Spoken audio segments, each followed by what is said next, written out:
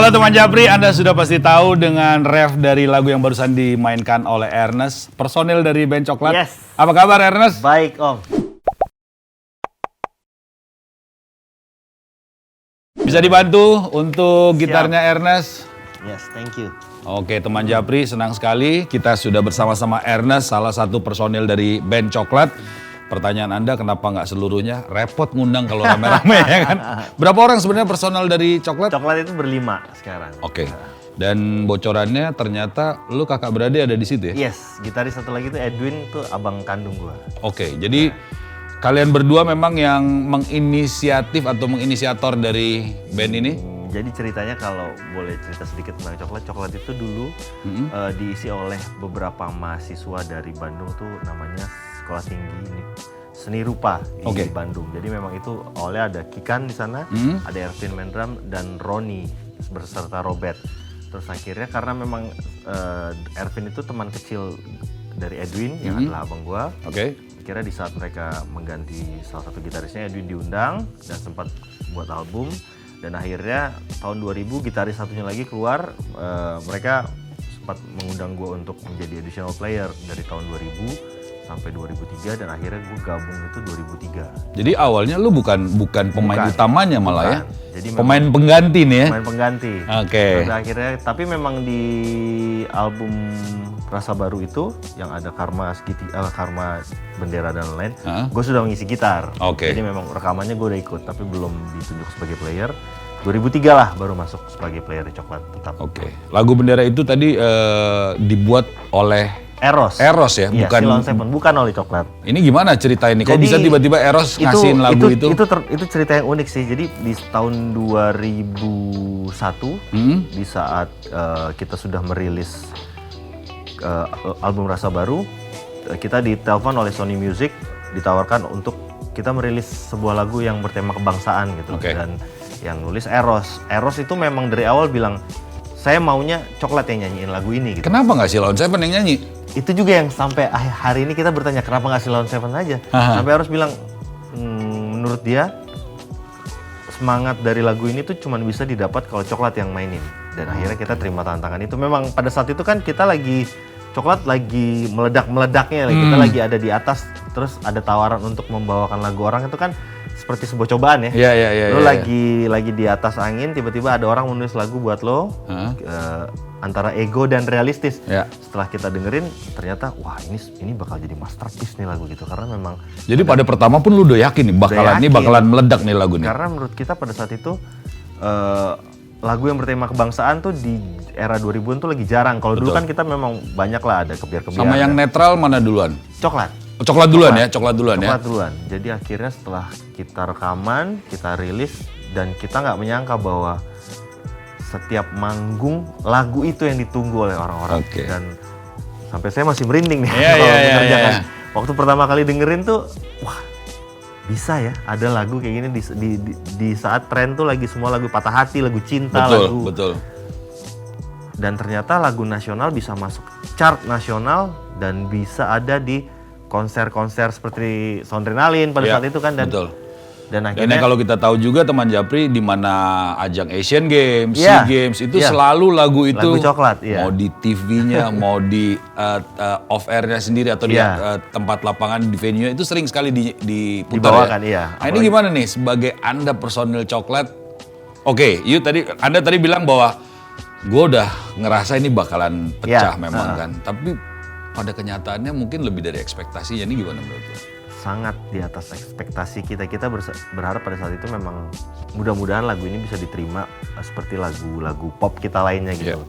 Tapi ternyata sampai akhirnya kita seperti dinobatkan gitu. Jadi kalau ngomongin nasionalis, ini bandnya gitu. Sampai hari ini, sampai tahun 2020 sudah 18 tahun lagu itu kami bikin, dan ya cukup bangga sih dan sangat berterima kasih sama Sony Music dan Eros pada saat itu yang mempercayakan Coklat untuk menggarap lagunya. Dan ya yang paling menyenangkan adalah sampai anak saya aja yang masih umur 8 tahun sampai hari ini dia tahu, oh ini lagu Dedi gue nih. Kalau di sekolahnya gitu semua anak kecil bangga dong deh, pamer dong deh. Babe gue yang main gitar. Jadi memang sempat ada beban bahwa berarti kalian tuh udah harus pikirin apapun nasionalis, nggak boleh keluar dari konteks ini. Wah itu benar-benar dicap, tapi menurut kita bilang wah tapi ini capnya cap bagus kan, kenapa nggak kita terus jalanin aja. Dan sampai hari ini kita memang masih terus mengusung tema nasionalis dalam setiap apapun yang akan kita buat, pasti kita selalu selipin ada satu lagu yang bertema nasionalis. Tapi menurut Ernest sendiri, apa dari pihak pemerintah yang pernah memberikan ya mungkin satu kejadian yang membanggakan bagi kalian selain lagunya sering diputar? Ya. Pernah nggak pemerintah atau mungkin presiden di masa itu ngundang Anda atau yang tidak terlupakan? Yang salah satu yang tidak terlupakan, kita itu pernah dapat beberapa kali penghargaan dari pemerintah ya, dari wakil presiden, dan pernah kita dapat penghargaan yang cukup tertinggi itu dari Pak SBY pada saat dia menjabat. Lagu itu dipakai untuk tim song pasukan Garuda yang akan berangkat ke Lebanon. Jadi kita memang dibawa ke sana dan dibikinin video khusus beserta pasukan Garuda dan pasukan-pasukan khusus Angkatan Udara pada saat itu. Sampai di video klip kita tuh semua pesawat tuh disiapin di belakang, kita syuting di Halim, dan kami udah mengurus semua dokumen untuk berangkat ke Lebanon. Untuk memang langsung ketemu mereka, kita udah siapkan semua sama pemerintah pada saat itu. Dan ternyata di saat hari H saat kita mau berangkat terjadi bom yang cukup berbahaya di saat itu di Lebanon, dan akhirnya situasi nggak kondusif. Pemerintah memutuskan kita nggak akan mungkin bisa berangkat ke sana karena memang ini udah jadi perhatian internasional nih. Jadi nggak bisa untuk berangkat ya. Nggak bisa berangkat ya. Jadi pada saat itu sebenarnya mau berangkat dengan pasukan perdamaian itu. Kita udah siap dengan pasukan perdamaian dan udah siap semua, udah bawa koper gitu, udah jalan ke bandara. Dengar berita itu kita pulang dan sangat disayangkan sih karena memang cukup unik apabila kita memang bisa manggung di Lebanon menghibur pasukan Garuda kan. Itu benar-benar yang pengalaman yang nggak bisa digantikan menurut saya. Nah, kita balik lagi nih dengan Coklat. Situasinya atau as it is pada saat ini, sebenarnya Coklat ini gimana sih situasinya? Bubarkah atau kan kemarin dengar katanya juga udah mulai latihan lagi tapi mau reborn. Nih sebenarnya gimana sih statusnya? Jadi memang sedikit cerita juga, gue tuh keluar dari Coklat tuh 2015. Jadi lu keluar? Sempat keluar gue 2015 karena memang waktu itu salah satunya ada alasan belajar untuk berbisnis. Belajar untuk berbisnis. Jadi memang pada saat itu bukan mau nikah ya? mau nikah udah dari 2009. Gitu ya. Jadi Coklat itu tetap ada setiap tahun. Memang mungkin nggak ada di level atas pemberitaan gitu, tapi memang kita banyak main di beberapa instansi pemerintah, acara-acara nasionalis gitu, pasti Coklat masih tetap diundang lah. Jadi 2010 itu Kikan keluar, sempat digantikan oleh Sarah, salah satu finalis Indonesian Idol. Sarah cuma bertahan 2 tahun, akhirnya digantikan oleh Jacqueline, dan akhirnya 2015 saya mengundurkan diri karena memang pada saat itu akan belajar berdagang gitu ya. Sempat membuat pongmi sama teman-teman.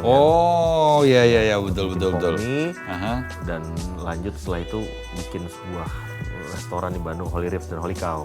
Dan akhirnya emang nggak bisa digabungin ya? Nggak bisa. Bermusik sama berdagang tuh nggak bisa? Pada saat itu karena memang gue memang mau terjun ke dalam ya. Jadi memang daily in charge lah, bukan hal yang cuman sekedar punya-punyaan gitu. Jadi memang tadinya gue pikir memang semua bisa maksudnya bisa paralel lah gitu ya kan. Ternyata enggak. Nggak bisa kayak gitu. Ternyata kalau lo mau set up sebuah brand apalagi udah jalan gitu kayak Holy Riffs dan Holy Cow, you have to be there.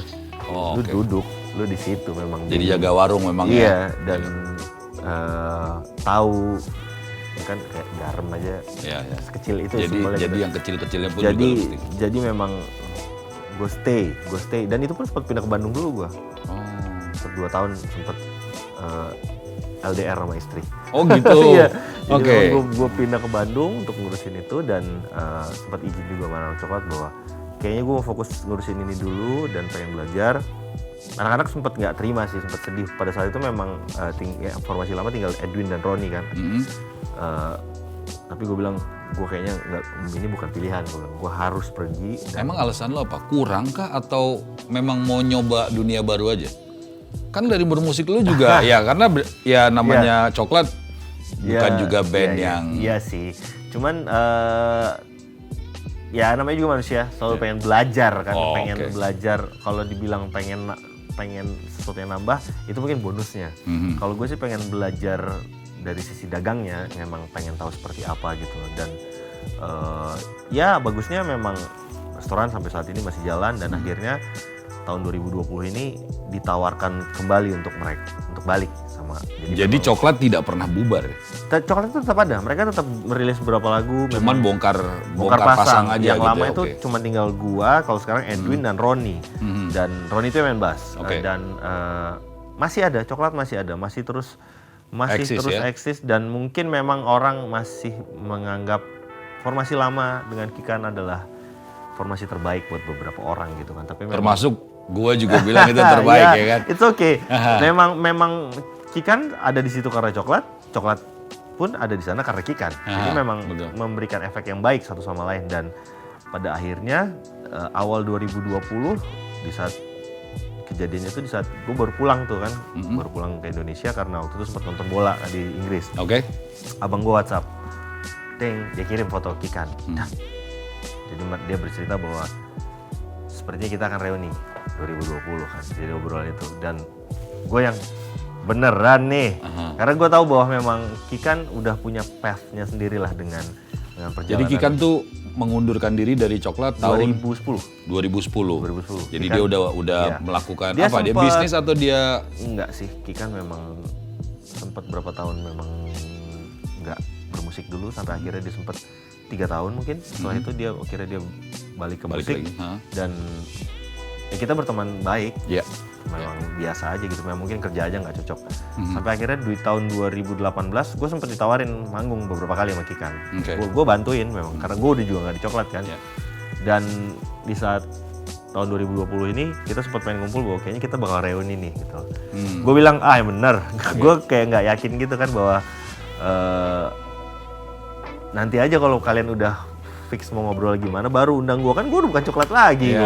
Gak enak lah gue ikut-ikutan. Oh jadi ini personil coklat yang tetap nih ya gitu ya. Ini gue belum ngomong di mana loh. Iya. Oh jadi pertama di Japri nih. Oke. Terus sampai akhirnya karena memang masih ada kesibukan beberapa hal, gue belum bisa ketemuan nih sama abang gue sendiri kan. Sama Roni juga basis coklat dan manajemennya. Sampai akhirnya di saat kita bisa kumpul bareng, gue cuma bilang, ini kan 2 company ya, coklat tuh masih jalan. Dan terakhir itu kan dari tahun lalu tuh coklat udah sempat dibantu sama Ayu, vokalisnya Garasi. Dan kalau boleh jujur, ini tuh bisa dibilang salah satu formasi terbaik saat ini. Sekarang ini, karena bisa dibilang tolak ukurnya jumlah job lu lah ya kalau band. Iya. Dari tahun lalu tuh followers cukup oke, nambah cepet banget. Jadi kayak kemarin tuh kita baru buka YouTube, kita take down semua video lama, masukin video baru. Jadi itu istilahnya this is a new channel gitu kan. Video udah langsung 200.000 nontonnya. Maksudnya subscriber juga mulai naik 10.000 dari nol ya, dari bikin baru gitu. Dan dengan formasi Ayu Garasi ini, kalau lu pernah dengar film Garasi tau kan? Iya. Nah, Ayu ini vokalisnya dan nah jadi Kikan nggak balik nih? Belum selesai. Belum selesai. Jadi gue asik-asik mau buru-buru aja kan. Jadi dari tahun lalu tuh coklat udah sempet manggung banyak sama Ayu lah. Memang udah sama Ayu menuju masih featuring. Tapi memang gue bilang wah ini keren nih. Dan kita kan memang masih ada fans-fans lama kumpul. Pasti ada dong. Dan mereka tuh semua kembali bersatu, ngumpul lagi untuk bilang waktu gue belum balik nih, Bang Ernest, ini coklat terbaik nih sama Ayu. Kenapa Bang Ernest gak balik aja? Pertanyaan gue nih Nes. Ayu sama Kikan lu mana? Sekarang? Ayu. Oh gitu. Kalau gue bilang Ayu. Teman Japri ternyata jawabannya ada di sini ya. Langsung gue bilang Ayu. Apa kelebihannya Ayu? Ini tanpa mengurangi rasa hormat terhadap Kikan juga ya gitu ya. Jadi apa yang lu bilang sebagai personil juga bahwa Ayu punya kelebihan apa, Kikan punya kelebihan apa? Kalau Ayu itu punya personality yang cukup unik ya. Jadi kayak dia tuh sebenarnya dulu Kikan keluar itu pilihan utama itu ada di Ayu, dan Ayu sudah mengiyakan di tahun 2009 waktu Kikan udah mau keluar. Tapi ternyata Tuhan berkehendak lain nih. Ayu harus pindah ke Jepang. Dia sempat 5 tahun berkarir di sana, punya 5 album bahasa Jepang dengan musisi Jepang. Akhirnya dia 2015 pulang, baru sempat ketemu beberapa kali, dan gue udah nggak di coklat pas itu. Dan di saat gue lihat video dia manggung sama Coklat, gue bilang, oh this is the one, gue bilang gitu. Memang dia punya aura yang musisi banget. Dia benar-benar yang dia bisa juga main dia bisa main gitar. Oke. Dan dia tuh cewek yang istilahnya kayak John Jett gitu. Enggak sih, enggak se rocker, tapi apa ya? Dia benar-benar yang kadang kan cewek tuh, aduh gue terlalu dia nggak peduli sama hal polos itu. Aja gitu. Iya memang gue mau jadi rocker. Oke. Gue mau jadi rocker, gue mau nyanyi enak dan nyanyinya cukup lebih melodius. Kalau Kikan ciri khasnya kuat. Ya. Kalau Kikan lebih Ayu lebih melodius. Nada-nadanya lebih indah. Kalau dimanapun dengar suaranya Kikan kita udah tahu ya. Itu ya. Nah kalau Kikan itu she's a good songwriter, dia penyanyi yang dia karakternya kuat dan ini sama-sama unik sih pribadinya, seniwati lah istilahnya gitu kan. Dan Kikan itu satu dari 100 juta manusia kali ya, dia itu perfect pitch gitu, kayak misalkan kalau lu lagi nulis lagu gitu. Jadi salah satu sedikit cerita tentang kehebatan Coklat pada saat itu. Misalkan gue punya lagu nih, gue datang ke Kikan, Bu, gue punya lagu. Oke, lagu lu gimana? Gue nyanyi nih, nah. Dia langsung tulis nadanya, main di kunci apa. Dia bisa mengulangnya dengan, sebenarnya kok bisa Bu? Jadi dia itu salah satu manusia perfect pitch di dunia. Jadi cepet. Jadi kayak lu ngomong gini, dia tahu ini nadanya apa. Dia tahu. Siapa mau nyanyi gitu, oh ini jelek gitu ya. Kalau gue udah pasti jelek. Nggak, jadi dia tahu orang mau ngomong gimana, dia udah tahu, oh ini gue tahu nada apa, dan benar, dan perfect pitch. Makanya memang kadang-kadang dulu bekerja sama Kikan asiknya adalah di saat kita punya lagu, ini lagu nada dasar gini, itu mau ngembangin ya, mau kemana-kemanain ya, hitungan menit, karena dia kan punya rumusnya di kepalanya. Oh ini nada duanya gini, dan langsung direkam, langsung beres. Itu Kikan tuh, itu ajaibnya dia. Jadi memang kenapa gue bilang sekarang lebih cocok sama Ayu, karena memang mungkin dengan kondisi dan kepentingan saat ini Ayu yang bisa lebih kita bawa Coklat ini kemana-mana gitu, lebih lebar. Kalau Kikan kan udah settle di situ dan Kikan is Kikan. Oke. Kikan is Kikan, itu uniknya dia. Nggak tergantikan juga dia. Dan Kikan bisa menerima dengan ya belum ketemu bahas ini sih, tapi memang kayaknya sih dia support. Tapi memang balik lagi ke cerita soal reuni nih kemarin. Jadi saat udah mau kumpul-kumpul reuni dan lain-lain, akhirnya gue merasa ragu karena menurut gue Coklat tuh udah makin settle loh sekarang gue bilang. Terus Kikan juga makin settle sekarang. Dua company mau jadi satu kayaknya susah deh. Nggak mungkin 1-2 tahun. Merger company itu nggak sesimpel itu, ada banyak tim, ada banyak orang di sana dan gue akhirnya ya heart to heart lo ngomong sama Edwin, brothers talk lah gitu kan. Dan sempat ada Roni juga basisnya dan ada manajemennya. Gue cuma bilang, gue mau balik, tapi kalau Ayu yang nyanyi, karena kemarin Ayu sempat featuring aja kan. Gue bilang, gue mau balik kalau Ayu yang nyanyi. Jadi persyaratan mutlak lo itu? Iya, sampai gue bilang nggak jadi persyaratan mutlak sih, tapi gue bilang itu akan jadi dream team menurut gue. Ya karena memang she's the one. Dari dulu gue juga pengennya dia gantiin Kikan kan. Ya ternyata memang akhirnya gue minta waktu 2-3 bulan dan akhirnya gue balik lagi di bulan Maret.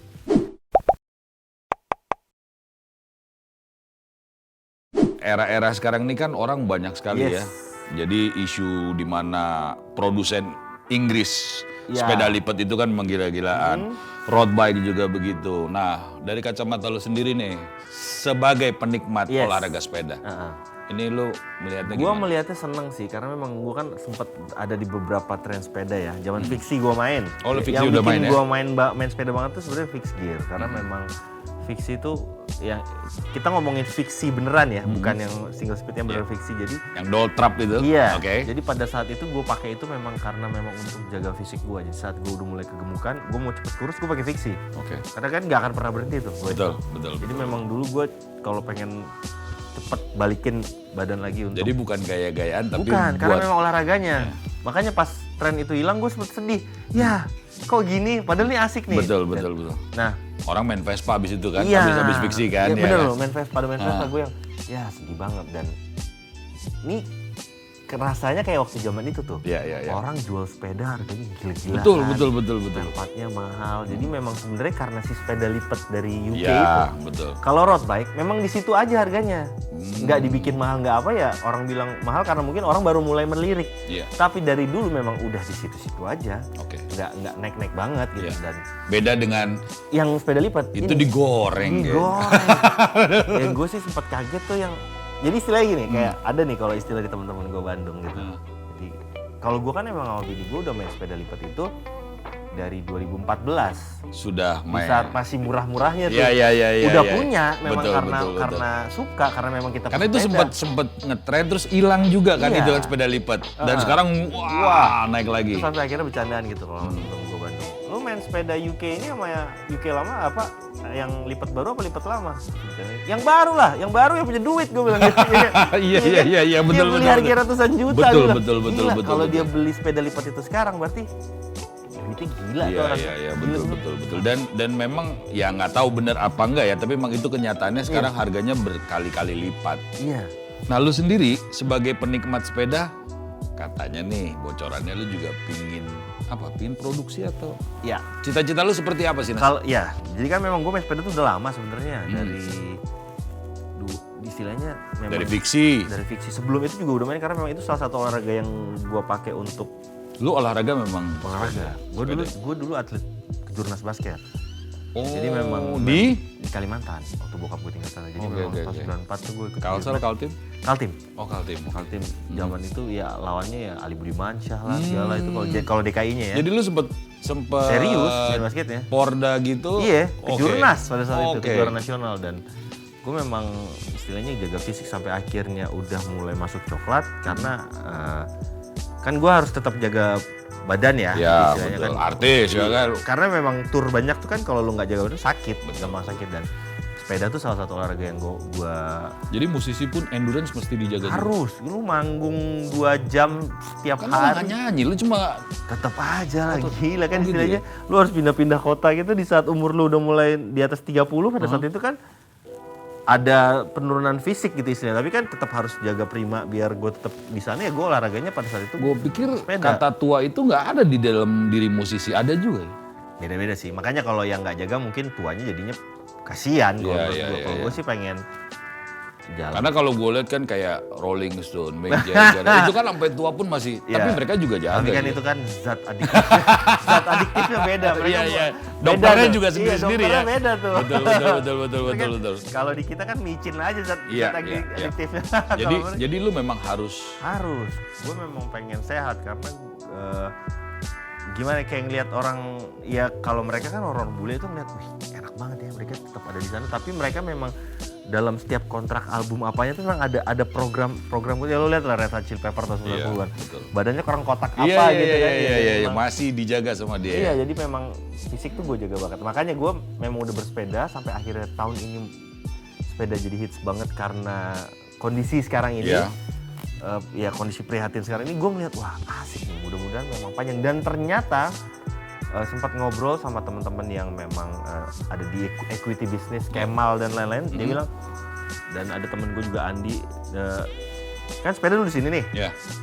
sekarang di sini Ah, dia bilang ini nggak akan mungkin ke sini pasti di sini dia bilang trennya jadi akan tetap terus naik. tetap ada di sana karena memang selama vaksin ini nggak akan ketemu orang lifestyle-nya berubah jadi lebih sehat Olahraga lebih penting. olahraga. Jadi memang gua akhirnya sama temen-temen berusaha mikir, gua kayaknya pengen bikin brand deh. Libris itu brandnya? Enggak sih, dengan beberapa orang Libris. Iya. Dengan beberapa orang gue pikir, gua pengen bikin brand, ya apparel-nya, terus ya ada sepedanya di sana. Tapi memang pengen yang bikin dari nol. Jadi bukan sekedar white label. Karena kalau kita white label kan gimana si pabrik ini mau ngasih ke kita. Jadi gua lagi riset gimana caranya gue bikin dari nol tapi gue bukan jual untuk kelas AB Oke. gue mau jual ke kelas CD istilahnya anak-anak CD juga harus culture lah Jadi coklat tuh kalau nggak 17-an, pokoknya yang berhubungan event pilkada, pemerintahan, pilpres itu udah pasti tuh ya? iya, iya Atau nasional. pesta olahraga gitu ya? Iya. Oke. Jadi makanya memang kalau orang bilang dulu coklat bubar, enggak bubar. Coklat tuh masih ada terus, masih ada. Minimal lagunya pasti diputar ya. Masih, dan memang ya bendera, thanks to benderanya Betul. Eros itu kan. Dan Betul. ya kita lagi siapkan beberapa materi, kita lagi bikin konser online. Konser online. Oke. Ya. Konser online lagi dipikirin juga ya, oke. Dipikirin konser online dan ada beberapa lagu baru dan termasuk salah satunya juga lagu gua gitu loh. Oke. Dan 2021 di saat mungkin izinnya udah mulai keluar, vaksinnya udah ketemu, Amin. kita siap tur. Oke. Coklat dengan Formasi Ayu siap tur. Ya, memang tadinya sempat yang membuat gue balik adalah kita mau reuni, tapi ternyata Tuhan punya kehendak lain. Nggak usah mikirin yang itu deh, karena memang izinin aja Coklat yang sekarang jalannya lebih bagus, Kikan juga jalannya lebih bagus. Jadi istilahnya kita saling support lah. Kikan kan juga saudara kita lagi. Betul. Oke, jadi 2021 lu bakalan banyak banget nih agendanya. Banyak, ya. Mudah-mudahan vaksinnya bisa dapat kita. Ya, mudah-mudahan semua orang temukan, kita bisa gunakan ya kan. Iya benar. Dan yang pasti sih mudah-mudahan tuh kalau gue sih mikir ke negara kita aja dulu ya. Kita punya cara lain untuk menghadapi ini dengan baik karena memang kan ini situasinya sekarang tuh seluruh dunia. Oke. Kita nggak bisa mikirin seluruh dunia. Kita mikirin saudara-saudara kita aja dulu. Dari sisi ekonomi apa yang paling bisa kita bantu nih? Karena memang sektor semua orang sekarang jualan frozen food. Betul. Minimal lo bantuin temen lo yang jualan frozen food karena dengan begitu mereka punya income. Ya. Mereka punya margin untuk anak-anaknya dari situ aja. Jadi memang barter apa yang kita bisa barter dengan saudara-saudara dan teman-teman kita. Kalau kita memang nggak bisa bantu bangsa lain, kita harus bisa bantu bangsa sendiri. Karena memang dengan begitu kita bisa jadi bangsa yang makin besar. Kita survive, bukannya nggak ngurusin orang lain, tapi kan setidaknya lu pikirin saudara lu dulu deh. Iya betul. Tanah air ini. Makanya memang kita tuh lahir di era dimana cobaannya terlalu besar nih buat semua orang. Bahasanya si Ernest kayaknya udah cocok juga jadi politikus nih kayaknya.